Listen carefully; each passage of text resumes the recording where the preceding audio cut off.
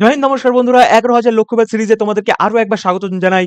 আজকে আমরা পঞ্চায়েত পরীক্ষার জন্য একটি অত্যন্ত গুরুত্বপূর্ণ বিষয় ভারতীয় সংবিধান নিয়ে আলোচনা করব। এই বিষয় থেকে প্রতিটা পরীক্ষাতে নিশ্চিতভাবে প্রশ্ন আসে, তাই আজকের এই 50টি প্রশ্ন যদি তোমরা মন দিয়ে সম্পূর্ণ ভিডিওটা দেখো, তাহলে সংবিধান অংশ থেকে তোমাদের আর কেউ আটকাতে পারবে না। তাহলে চলো আর দেরি না করে শুরু করে যাক আজকের ভিডিওটি। ভারতীয় সংবিধান কার্যকর হয় কবে? ভারতীয় সংবিধান কার্যকর হয়েছিল কত সালে? সেটা হয়ে যাবে বন্ধুরা 1950 সালের 26শে জানুয়ারি। তাহলে 1950 সালের 26শে জানুয়ারি কিন্তু ভারতীয় সংবিধান কার্যকর হয়েছিল। পরবর্তী প্রশ্নটি হচ্ছে, ভারতীয় সংবিধান গৃহীত হয় কবে? ভারতীয় সংবিধান গৃহীত হয়েছিল 26শে নভেম্বর 1949 সালে। মনে রাখবে, সংবিধান গৃহীত হয়েছিল 26শে নভেম্বর 1949 সালে, কিন্তু সংবিধান যেটা হচ্ছে কার্যকর হয় সেটা হয়ে যাবে 1950 সালের 26শে জানুয়ারি। এই দুটো জিনিস কিন্তু আলাদা এবং এই দুটো জিনিস কিন্তু মনে রাখতে হবে। পরবর্তী প্রশ্নটি হচ্ছে, গণপরিষদের স্থায়ী চেয়ারম্যান কে ছিলেন? গণপরিষদের স্থায়ী চেয়ারম্যান ছিলেন ডক্টর রাজেন্দ্র প্রসাদ। তাহলে ডক্টর রাজেন্দ্র প্রসাদ তিনি গণপরিষদের স্থায়ী চেয়ারম্যান ছিলেন। পরবর্তী প্রশ্নটি হচ্ছে, সংবিধান রচনা পরবর্তী প্রশ্নটি হচ্ছে, সংবিধান রচনা কমিটির চেয়ারম্যান কে ছিলেন? সংবিধান রচনা কমিটির চেয়ারম্যান ছিলেন ডক্টর বি আর আম্বেদকর। তাহলে সংবিধান যখন তৈরি করা হচ্ছিল সেই কমিটির চেয়ারম্যান কে ছিলেন? আমাদের ডক্টর বি আর আম্বেদকর মহাশয়। পরবর্তী প্রশ্নটি হচ্ছে, ভারতীয় সংবিধানের জনক কাকে বলা হয়? ভারতীয় সংবিধানের জনক কাকে বলা হয়?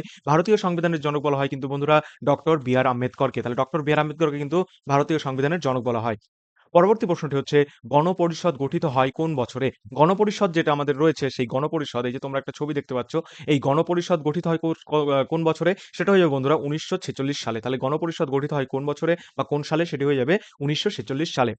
পরবর্তী প্রশ্ন হচ্ছে, সংবিধানের প্রস্তাবনায় সমাজতান্ত্রিক ও ধর্মনিরপেক্ষ শব্দ কোন সংশোধনীর মধ্যে যুক্ত রয়েছে? সেটি হয়ে যাবে বন্ধুরা 42তম সংশোধনীর ভিতরে। তাহলে 42তম সংশোধনীর ভিতরে সমাজতান্ত্রিক ও ধর্মনিরপেক্ষ শব্দগুলি কিন্তু রয়েছে। পরবর্তী প্রশ্নটি হচ্ছে, 42তম সংশোধনী কোন সালে হয়? 42তম সংশোধনী কত সালে হয়েছিল? সেটি হয়ে যাবে বন্ধুরা 1976 সালে হয়েছিল। তাহলে 42তম সংশোধনী কত সালে হয়েছিল? সেটি হয়ে যাবে বন্ধুরা 1976 সালে কিন্তু আমাদের 42তম সংশোধনী হয়েছিল। পরবর্তী প্রশ্নটি হচ্ছে, মৌলিক অধিকার সংবিধানের কোন অংশে বর্ণিত রয়েছে? মৌলিক অধিকার সংবিধানের 3য় অংশে বর্ণিত রয়েছে। তাহলে মৌলিক অধিকার সংবিধানের কোন অংশে বর্ণিত রয়েছে? সেটি হয়ে যাবে বন্ধুরা 3য় অংশে বর্ণিত রয়েছে। পরবর্তী প্রশ্নটি হচ্ছে, মৌলিক অধিকার কয়টি? মৌলিক অধিকার কয়টি? সেটি হয়ে যাবে বন্ধুরা 7টি। মৌলিক অধিকার কয়টি? 7টি। সাম্যের অধিকার, স্বাধীনতার অধিকার, তারপর হচ্ছে ধর্মের অধিকার, ঠিক আছে? সংস্কৃতির অধিকার, হ্যাঁ? এই ধরনের 7 খানা অধিকার টোটাল রয়েছে। এই 7টি অধিকার হচ্ছে মৌলিক অধিকারের ভিতরে পড়ছে, ঠিক আছে? পরবর্তী প্রশ্নটি হচ্ছে, ডিপিএসপি কোন অংশে আছে? ডিপিএসপি কোন অংশে আছে? এই ডিপিএসপির ফুল ফর্ম কি তোমরা জানো? যদি তোমরা ডিপিএসপির ফুল ফর্ম জেনে থাকো তাহলে কিন্তু অবশ্যই কমেন্টে জানিও, কেমন? তাহলে ডিপিএসপি কোন অংশে রয়েছে? সেটা হয়ে যাবে 2য় অংশে রয়েছে। তাহলে ডিপিএসপি কোন অংশে রয়েছে? 2য় অংশে রয়েছে। ভারতীয় সংবিধানের 36 থেকে 51। 36 থেকে 51 এর ভিতরে কিন্তু ডিপিএসপি রয়েছে। পরবর্তী হচ্ছে, ডিপিএসপি কোন দেশের সংবিধান থেকে নেওয়া হয়েছে? ডিপিএসপি যে বিষয়টা সেটা কোন দেশের সংবিধান থেকে নেওয়া হয়েছে? সেটি আয়ারল্যান্ড থেকে নেওয়া হয়েছে। মনে রাখবে, ডিপিএসপি কোন দেশের সংবিধান থেকে নেওয়া হয়েছে? সেটা কিন্তু বন্ধুরা আয়ারল্যান্ডের সংবিধান থেকে ডিপিএসপি কে নেওয়া হয়েছে।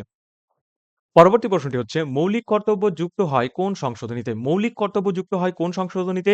সেটি হয়ে যাবে 86তম সংশোধনীতে। তাহলে 2002 সালে হয়েছিল। তাহলে কি মৌলিক কর্তব্য যুক্ত হয়েছিল কোন সংশোধনীতে? 86তম সংশোধনীতে, যেটা হয়েছিল কত সালে? 2002 সালে। পরবর্তী প্রশ্নটি হচ্ছে, মৌলিক কর্তব্য কোন দেশের থেকে অনুপ্রেরিত? মৌলিক কর্তব্য কোন দেশের থেকে অনুপ্রেরিত? সেটা হচ্ছে রাশিয়া বা ইউএসএসআর। তাহলে কি সোভিয়েত ইউনিয়ন, তাই তো? তাহলে বলছে মৌলিক কর্তব্য কোন দেশ থেকে অনুপ্রেরিত হয়েছিল? সেটি হয়ে যাবে ইউএসএসআর, রাশিয়া থেকে। পরবর্তী প্রশ্নটি হচ্ছে, বর্তমানে মৌলিক কর্তব্যের সংখ্যা কতগুলি? বর্তমানে মৌলিক কর্তব্যের সংখ্যা কিন্তু 11টি। মনে রাখবেন, বর্তমানে মৌলিক কর্তব্যের সংখ্যা কয়টি? সেটি হয়ে যাবে 11টি। পরবর্তী প্রশ্নটি হচ্ছে, পঞ্চায়েতি রাজ ব্যবস্থা যুক্ত হয় কোন সংশোধনীতে? পঞ্চায়েতি রাজ ব্যবস্থা যুক্ত হয় কোন সংশোধনীতে? সেটি হয়ে যাবে বন্ধুরা 73তম সংশোধনীতে। তাহলে পঞ্চায়েতি রাজ ব্যবস্থা যুক্ত হয় কোন সংশোধনীতে? 73তম সংশোধনীতে। বন্ধুরা, প্রতিটা প্রশ্ন কিন্তু প্রতিবার পঞ্চায়েত পরীক্ষাতে এসেছে, এবারও আসার সম্ভাবনা কিন্তু মানে ব্যাপক পরিমাণে রয়েছে, প্রচুর পরিমাণে রয়েছে। তাই দয়া করে প্রশ্নগুলো যদি তোমরা নোট করতে পারো তো নোট করে নিও। আর যদি এই পিডিএফটা দরকার হয় তাহলে নিচে হোয়াটসঅ্যাপ চ্যানেলের লিংক দেওয়া আছে। সম্পূর্ণ বিনামূল্যে পিডিএফটা নিয়ে নিতে পারো ওখান থেকে। এগুলো পড়লে আমি কথা দিচ্ছি তোমাদের আর কেউ আটকাতে পারবে না। পরবর্তী প্রশ্নটি হচ্ছে, ৭৩তম সংশোধনী কার্যকর হয় কবে থেকে? ৭৩তম সংশোধনী কার্যকর হয়েছিল কবে থেকে? ১৯৯৩ সাল থেকে। ২৪শে এপ্রিল ১৯৯৩ সাল। তাহলে ৭৩তম সংশোধনী কবে হয়েছিল? ২৪শে এপ্রিল ১৯৯৩ সাল। পরবর্তী প্রশ্নটি হচ্ছে, পৌরসভা সংক্রান্ত ৭৮তম সংশোধনী কবে কার্যকর হয়? পৌরসভা সংক্রান্ত ৭৮তম সংশোধনী কবে কার্যকর হয়? সেটা হয়ে যাবে বন্ধুরা ১লা জুন ১৯৯৩। তাহলে কি 1 জুন ১৯৯৩। পরবর্তী প্রশ্নটি হচ্ছে, পঞ্চায়েতি রাজ সংবিধানের কোন তফসিলে বর্ণিত রয়েছে? পঞ্চায়েতি রাজ সংবিধানের কোন তফসিলে বর্ণিত রয়েছে? সেটি হয়ে যাবে একাদশ তফসিলে। তাহলে পঞ্চায়েতি রাজ সংবিধানের কোন তফসিলে বর্ণিত রয়েছে? একাদশ তফসিলে বর্ণিত রয়েছে। পরবর্তী প্রশ্নটি হচ্ছে, পৌর আ কোথায় গেল? পৌরসভা সংক্রান্ত বিষয় কোন তফসিলে রয়েছে? পৌরসভা সংক্রান্ত বিষয় কোন তফসিলে রয়েছে? সেটি হয়ে যাবে দ্বাদশ বা 12 তফসিলে রয়েছে। ঠিক আছে? দ্বাদশ বা 12তম তফসিলে পৌরসভা সংক্রান্ত বিষয়টি রয়েছে। পরবর্তী প্রশ্নটি হচ্ছে, বিস্তরীয় পঞ্চায়েতের সর্বনিম্ন স্তর কোনটি? সেই যে হয়ে যাবে গ্রাম পঞ্চায়েত। তাহলে গ্রাম পঞ্চায়েতের যে ৩ টি স্তর, সেটির সর্বনিম্ন স্তর কোনটি? সেটি হয়ে যাবে বন্ধুরা আমাদের গ্রাম পঞ্চায়েত। পঞ্চায়েত সমিতি কোন স্তরের? পঞ্চায়েত সমিতি এটা কোন স্তরের? এটি হয়ে যাবে বন্ধুরা ব্লক স্তরের। তার পঞ্চায়েত সমিতি কোন স্তরের? ব্লক স্তরের। পরবর্তী প্রশ্নটি, জেলা পরিষদের কোন স্তরে গঠিত হয়? জেলা পরিষদ কোন স্তরে গঠিত হয়? সেটা হয়ে যাবে বন্ধুরা জেলা স্তরে। তাহলে জেলা পরিষদ যেটা আমাদের রয়েছে, সেটি কিন্তু মানে জেলা স্তরের জন্য গঠিত হয়েছে। পঞ্চায়েতে মহিলাদের জন্য ন্যূনতম আসন সংরক্ষণ কত শতাংশ? পঞ্চায়েতে মহিলাদের জন্য ন্যূনতম আসন সংরক্ষণ কত শতাংশ? সেটি হয়ে যাবে বন্ধুরা 33%। তাহলে কিন্তু 33% মহিলাদের জন্য আসন সংরক্ষণ রাখা হয় পঞ্চায়েতে। পরবর্তী প্রশ্নটি হচ্ছে, পঞ্চায়েতের মেয়াদকাল কত বছরের হয়? একটি পঞ্চায়েতের মেয়াদকাল কত বছরের হয়? সেটি হয়ে যাবে বন্ধুরা ৫ বছরের। ৫ বছর পর, পর সেগুলি কি হয়? পরিবর্তন হতে থাকে। তাহলে ৫ বছর। পরবর্তী প্রশ্নটি হচ্ছে, রাজ্য নির্বাচন কমিশনার নিয়োগ করেন কে? রাজ্য নির্বাচন কমিশনার নিয়োগ করেন কে? সেটি হয়ে যাবে আমাদের রাজ্যপাল। তাহলে রাজ্যে যে ভোটগুলো হয়, সেই ভোটের দায়িত্বে একজন কর্মকর্তাকে রাখা হয়, যাকে বলা হয় নির্বাচন কমিশনার। তাহলে সেই রাজ্যের ভোটের নির্বাচন কমিশনারকে নিয়োগ করেন, সেটি হয়ে যাবে আমাদের রাজ্যপাল।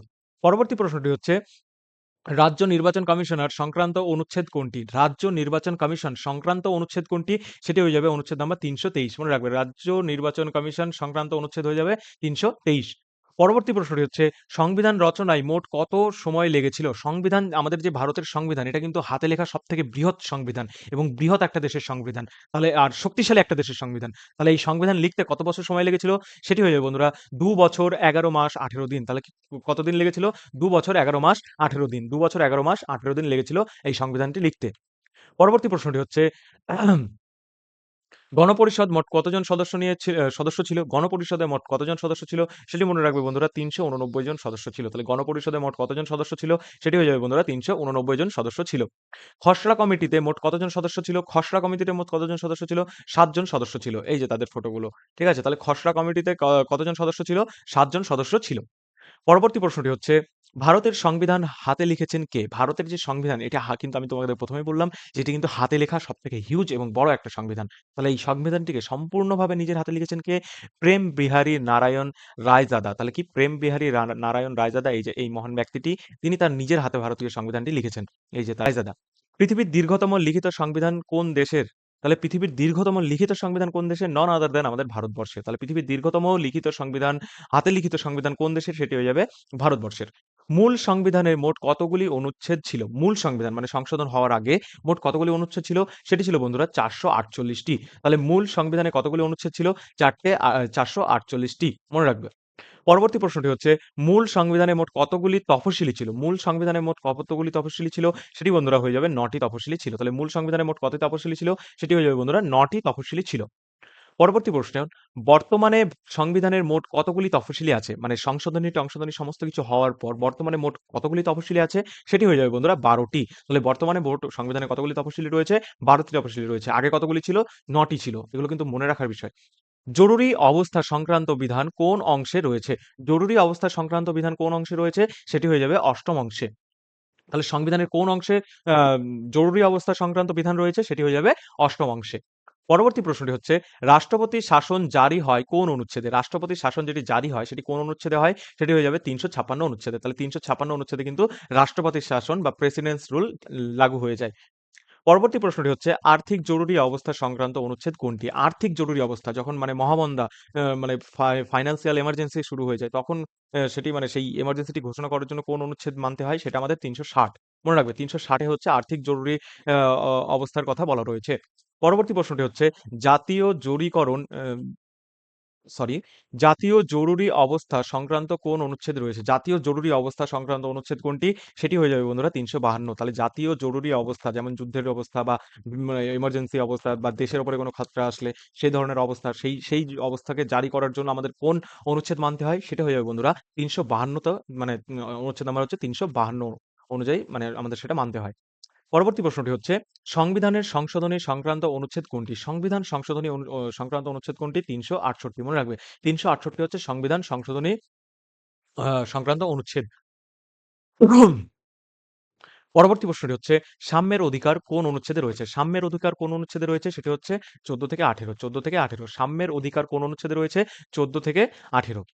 পরবর্তী প্রশ্নটি হচ্ছে স্বাধীনতার অধিকার কোন অনুচ্ছেদে রয়েছে? সেটি হয়ে যাচ্ছে ১৯ থেকে ২২। তাহলে স্বাধীনতার অধিকার কোন অনুচ্ছেদে রয়েছে? সেটি হয়ে যাবে ১৯ থেকে ২২ এ স্বাধীনতার অধিকার রয়েছে। পরবর্তী প্রশ্নটি হচ্ছে শোধনের বিরুদ্ধে অধিকার সরি টেক 2 হ্যাঁ? শোষণের বিরুদ্ধে অধিকার কোন অনুচ্ছেদে রয়েছে? শোষণের বিরুদ্ধে অধিকার কিন্তু বন্ধুরা ২৩ থেকে ২৪ তম অনুচ্ছেদে রয়েছে। তাহলে শোষণের বিরুদ্ধে অধিকার কোন অনুচ্ছেদে রয়েছে? ২৩ থেকে ২৪ তম অনুচ্ছেদে রয়েছে। পরবর্তী প্রশ্নটি হচ্ছে প্রতিকারের অধিকার কোন অনুচ্ছেদে রয়েছে? সেটি হয়ে যাবে বন্ধুরা ৩২ তম অনুচ্ছেদে রয়েছে। তাহলে সাংবিধানিক প্রতিকারের অধিকার কোন অনুচ্ছেদে রয়েছে? সেটি ৩২ তম অনুচ্ছেদে রয়েছে। পরবর্তী প্রশ্নটি হচ্ছে সংবিধানের আত্মা বলা হয় কোন অনুচ্ছেদকে? সংবিধানের হৃদয় ও আত্মা বলেছেন ডক্টর বি আর আম্বেদকর কোন অনুচ্ছেদকে? সেটি হয়ে যাবে ৩২ নম্বর অনুচ্ছেদকে। তাহলে সংবিধানের হৃদয় ও আত্মা বলেছেন কে? তিনি হয়ে যাবেন আমাদের ডক্টর বি আর আম্বেদকর এবং সেই কোন ধারাটিকে তিনি বলেছেন? সেটি হয়ে যাচ্ছে ৩২ নম্বর ধারাটিকে। তোমাদের ভিতরে কি কেউ জানো কেন এই ৩২ নম্বর ধারাটিকে সংবিধানের হৃদয় ও আত্মা বলা হয়েছে? পরবর্তী প্রশ্নটি হচ্ছে রাষ্ট্রপতি নির্বাচিত হন কত বছরের জন্য? একজন রাষ্ট্রপতি তিনি কত বছরের জন্য নির্বাচিত হন? সেটি হয়ে যাবে বন্ধুরা ৫ বছরের জন্য। তাহলে রাষ্ট্রপতি কত বছরের জন্য নির্বাচিত হন? ৫ বছরের জন্য। পরবর্তী প্রশ্নটি হচ্ছে রাষ্ট্রপতি পদ প্রার্থী হওয়ার ন্যূনতম বয়স কত? রাষ্ট্রপতি হওয়ার জন্য একজন ব্যক্তির ন্যূনতম বয়স কত হওয়া লাগবে? সেটি হয়ে যাবে বন্ধুরা ৩৫ বছর। তাহলে রাষ্ট্রপতি হওয়ার জন্য কত বছর সময় লাগে? সেটি হয়ে যাবে ৩৫ বছর আমাদের কিন্তু সময় লাগে একটা রাষ্ট্রপতি হতে গেলে। পরবর্তী প্রশ্ন, ভারতের ১ম রাষ্ট্রপতি কে ছিলেন? ভারতের ১ম রাষ্ট্রপতি কে ছিলেন? তোমরা সকলেই চেনো। সেটি হয়ে যাবে আমাদের ডক্টর রাজেন্দ্র প্রসাদ। তাহলে ভারতের ১ম রাষ্ট্রপতি কে ছিলেন? তিনি ছিলেন ডক্টর রাজেন্দ্র প্রসাদ। ১৯৫০ থেকে ১৯৬২ তার টোটাল ছিল আরকি। পরবর্তী প্রশ্ন হচ্ছে রাজ্যসভার সদস্যদের মেয়াদকাল কত বছর? রাজ্যসভার সদস্যদের মেয়াদকাল কত বছর? এটি কিন্তু বন্ধুরা ৬ বছর। অনেকেই ভুল করবে ৫ বছর ভেবে যে না ৫ বছর হবে হয়তো। কিন্তু আসলে বন্ধুরা ৫ বছর কিন্তু নয়। রাজ্যসভার সদস্যদের মেয়াদকাল কিন্তু ৬ বছর। মনে রাখবে ৫ বছর নয়। রাজ্যসভার সংসদদের মেয়াদকাল কিন্তু ৬ বছরের হয়। আর লোকসভার সাধারণ মেয়াদকাল কত হয়? মানে লোকসভার সদস্যদের মেয়াদকাল কত হয়? সেটি কিন্তু বন্ধুরা এই ক্ষেত্রে ৫ বছর হয়ে যাবে। কারণ রাজ্যসভা হচ্ছে উচ্চস্তরীয় এবং লোকসভা হচ্ছে নিম্নস্তরীয়। তাহলে কি লোকসভার সাধারণ মেয়াদকাল কত বছরের হয় প্রতিটা মানুষের? মানে লোকসভা সদস্যদের সেটি হয়ে যাবে কিন্তু বন্ধুরা ৫ বছর। এই ২ জায়গায় কিন্তু একটু কনফিউশন হয়। এই দুটো ভালো করে মনে রাখবে যে রাজসভা মানেই হচ্ছে ৬ বছর। রাজসভা মানেই ৬ বছর। আর লোকসভা মানেই হচ্ছে ৫ বছর। তো বন্ধুরা এই ছিল আমাদের সেরা ৫০ টি কোয়েশ্চেন। এই সেরা ৫০ টি কোয়েশ্চেন ভারতীয় সংবিধান থেকে আমরা নিয়েছি যেগুলো বারংবার প্রতিটা পরীক্ষাতে এসেছে এবং এই কোয়েশ্চেন গুলো যদি তোমরা আজকে ভালো করে নোট করে নিয়ে যাও বা মুখস্থ করে রাখো তাহলে কিন্তু বন্ধুরা ভবিষ্যতের প্রতিটা পরীক্ষাতে তোমাদের ভীষণভাবে কাজে লাগতে চলেছে। আর একটা কথা মনে রেখো বন্ধুরা, পড়াশোনা কিন্তু করতে হবে ভাই। পড়াশোনা না করলে কিন্তু জীবনে কোনো কিছু হচ্ছে না। নিজের প্রিয় মানুষটাও কিন্তু চলে যাবে ভাই যদি তুমি পড়াশোনা করে একটা চাকরি-বাকরি না পাও। তাহলে আজকের মতো আমি বিদায় নিচ্ছি। আগামী দিন দেখা হচ্ছে আরো একটা ভালো সুপার ডুপার হিট কনটেন্ট ওয়ালা ক্লাস নিয়ে, যার জন্য তোমাদের নজর রাখতে হবে the Indian success education YouTube চ্যানেলে। জয় হিন্দ, জয় ভারত, বন্দে মাতরম।